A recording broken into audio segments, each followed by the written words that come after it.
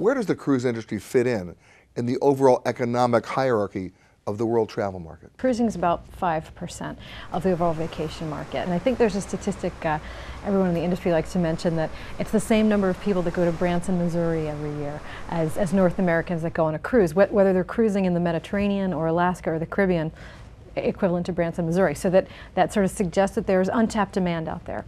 When I look at a hotel, if you operate a hotel at about 72%, you're more or less making money. An airline, between 65 and 68%, assuming you fill first in business class, you're making money. I've seen figures, a cruise ship makes money at 104%. That's absurd. Well, when you look at the travel industry overall, for hotels and airlines, the majority of profits are from business travel. The cruise lines, it's all leisure travel, so you don't have any business travel component, which means that an airline or hotel, they're happy at 70–75% occupancy because they're going to have a last-minute business traveler who comes in and pays significantly more than anyone else on the plane or anyone else in the hotel. And so you always want to have room for that last-minute component. With leisure travel, it's much more price sensitive.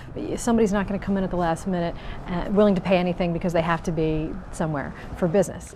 So they'll come in for price elasticity reasons. And so as a result, you see for the cruise lines lower prices to keep the ships full, because the best opportunity to make money is with a full ship, and then you get that 25% of revenues that are generated on board. So when you got to get heads in beds in this kind of environment, that kind of can prompt some serious desperation pricing. We'll probably see the biggest price declines in 2009 that the industry's really seen in terms of modern cruising going back to the 70s. And so in that kind of environment, everybody's trying to be creative about their promotions, because you have a lot of data that tells you how the consumers behaved in previous years, and by this time of year, and when this happened, and all of that data doesn't tell you anything about what consumers are going to do in 2009.